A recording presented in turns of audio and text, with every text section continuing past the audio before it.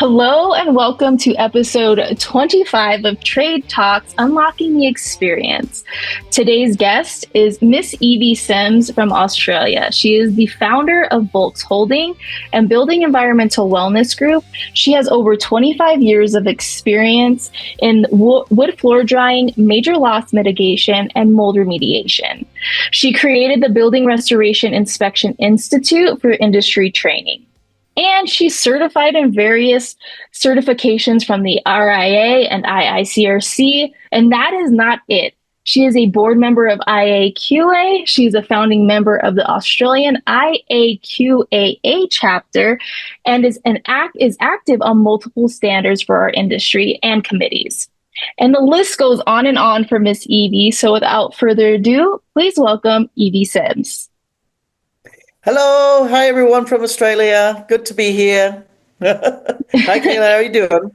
Good. How are you? Thank you for joining me. You know, it's my evening here. It's your morning there, right? So I wanted to take the opportunity to, interview you and just kind of talk a little bit about who you are, fun facts about you, and what you're going to be speaking about at the experience. I think it's important to let people know you're going to be speaking at the spring experience. And what are you talking about? So I'm so lucky to be going to Florida in spring to talk at the experience. It's going to be my first gig. I did something. I was at last year with Lisa Lavender at 360. So that was fun, and I think you get a little bit of a. Oh, I need to do more. So this time we're going to talk a little bit about building wood floors, how we can expand our businesses in restoration world to a bit more of different class 4 type drying situations and what class 4 drying situations might really be. So it's more like an intermediate restoration things. Hopefully I'll be able to give some ideas for people to bring back to their businesses and say, hey, you know what, we can instigate this type of protocols for this type of drying techniques and all this type.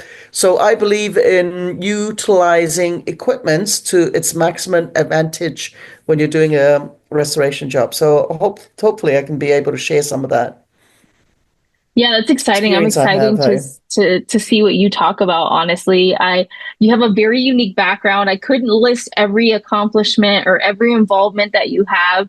You've been in the industry for quite some time. So, tell us a little bit about that. You started in cleaning and then you kind of evolved. So can you talk about that a little bit?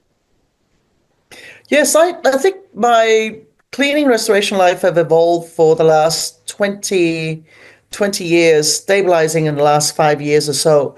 And when I say that, is that because doing cleaning was we started doing one of the first green cleaning companies in Australia, utilizing different ways of cleaning that is not going to cause allergies.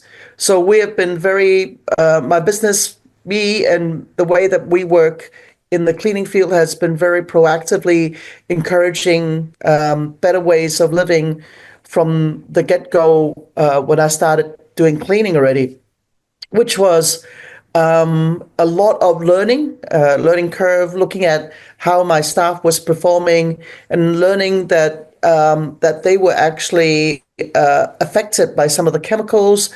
Some of our customers had a lot more allergies. And with that, it really super speeded me into, green cleaning. And that has followed throughout the course of my cleaning restoration career.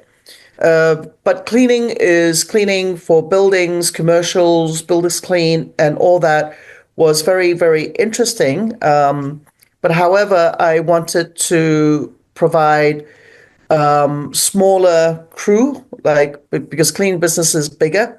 So a smaller crew, and I started to do carpet repair, carpet dyeing, which was very small, personal, time-consuming type of work.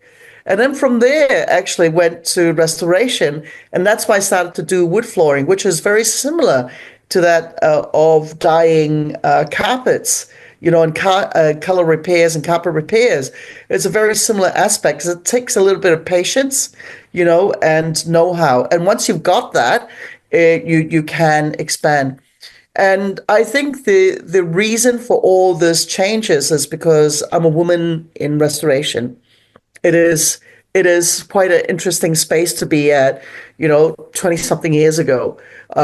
It's a very male dominated industry. So for you to become, for a woman to really be able to have an active voice, you need to really be able to diversify and change and find a niche market. And I think I found my niche, and I love the little things that I do, and there you go. And that's why I'm here. And because I learned that way, now I hope to encourage people, and I do a lot of free classes for people to encourage them to actually get involved in the industry and start from younger, bring in some transitional generation people to come in and find it as a career path, not as a industry that you can just come in and go because of whatever the reasons. Yeah, and I Yeah. think it's interesting that you talk about your journey, right? Your career path essentially. You started in the space of carpet cleaning and cleaning and even I would even say corrective color is a form of restoration, right? And I think that that's the cool thing about Yeah. everything that we do. It's you also have to inspect in order to understand what you need to do to color correct. So, I think it's a beautiful thing to see how we're all intertwined and we haven't really even touched on how you've gotten into the indoor space essentially, right? You are a board member for IAQA, and I've been fortunate enough to know you through the IICRC and IAQA and meetings and events. But can Yeah. you talk a little bit about the relationship between, the indoor space and the things that we do in inspection, cleaning, and restoration? For sure. 2008, I went to my first IAQA meeting. I met a bunch of people there, all of them were nerds. They all had these titles that was so big. But yet, me, little me restorer, was going in there, and they were talking to me. And I love these people. I thought they were just great. It's like you go into a space, and it didn't really matter because you participate in the space. They really embraced you into it. And then I looked at building inspection from there. A lot of people were doing building inspection. I already had a moisture meter fetish, like it started before that. So I started to buy pieces as much as I can. And talked about meters. So I know a lot about the meters, and I thought that's it. My transitional space from doing the next phase of my life should be really looking at how I can assist people, because most of the things is that you get a lot of people that goes in, they restore things, and then they walk away. Most of the homeowners and the people actually don't know what to do next. What's the next pathway that they're supposed to do? And I thought that, that would be really good if I can start looking at, which I'm already doing, starting at that time to look at inspections and stuff. And then I thought my career as I move on would become a consultant. In 2014, I started the full consultants phase. I still did my specialty work, which is wood floor drying. I did some mode still, and those were the two participants. But when I was doing mode, I was looking at really chronic inflammatory respiratory syndromes type of people that had to look at a whole holistic view of not just recovering the homes, but looking at how I can continue to maintain an indoor healthy environment for them, and then look at using continuous monitoring systems and help them to do that for about a couple of years until I let them go. And and they're more in their own remedial path in their building management system, so to speak. So I really enjoyed that space ever since I went to the first IAQA meeting, and then I wanted to do more as the year goes on, And I reached out at one point to Jay and said, I'm really interested in seeing how I can get more involved.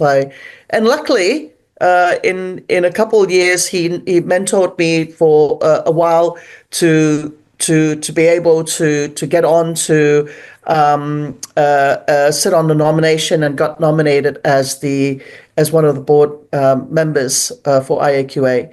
And prior to that, we looked at the Australia and thought, Australia didn't have a chapter. Hey, we've got, one thing that IAQA is very good at is that we're indoor air quality consultants. And we are very good at merging a whole bunch of people that's already in the space, your industrial hygienists, your occupational hygienists, your building inspectors, your building science people, the restoration people, and all that people. We're very good at being the interperson people to nurture all these people together. And I thought that would be really good in Australia. So in Australia, everybody just went, let's do it together. And we formed the Australian chapter in 2016 with Dr. Claire Bird being one of its president, and I being one of the first directors of it. Hey. And then she's carried the flag to all the different presidencies now. Hey. So it's very exciting. They had the first conference just a couple of months ago.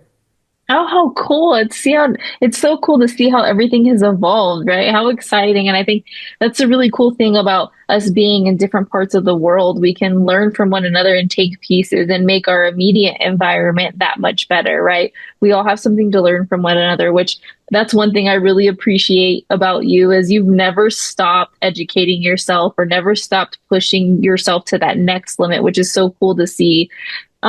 Speaking of all of this, I know a lot of people know you for your Restore background and your IAQ background, but what's something that might surprise people about yourself? Are you like a secret, artist of some sort? Do you like to sing? Are you like, do you like to play football? What is something fun about yourself that you'd love to share with everybody? So I'm a hockey fanatic at the moment. So I go. We have a bunch of 25 ladies that has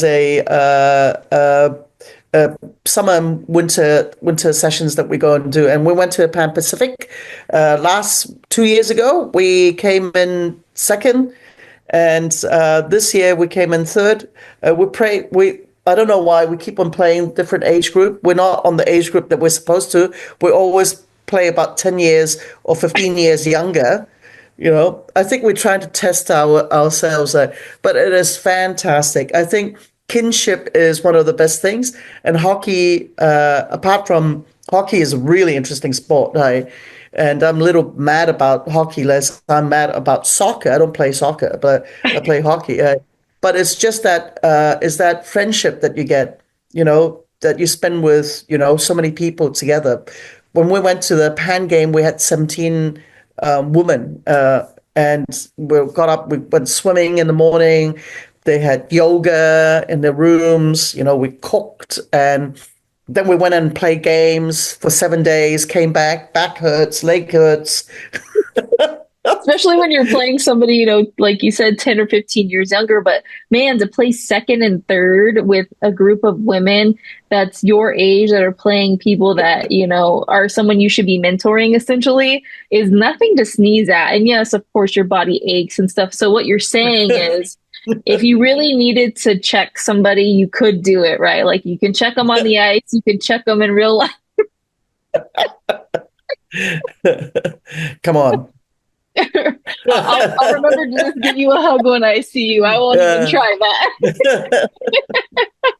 that. Well, thank you so much for joining me today, Evie, and everybody else watching. We hope to see you at the Experience April 8th through 10th at the Charlotte Harbor Event and Convention Center in Punta Gorda, Florida. You can register now at rnrmagonline.com. And as always, you can listen to this and other content and videos on YouTube, Apple, and Spotify. And if you're looking for updates and maybe even some articles from Evie or some highlights from her session, you can follow us on Facebook and LinkedIn and Twitter.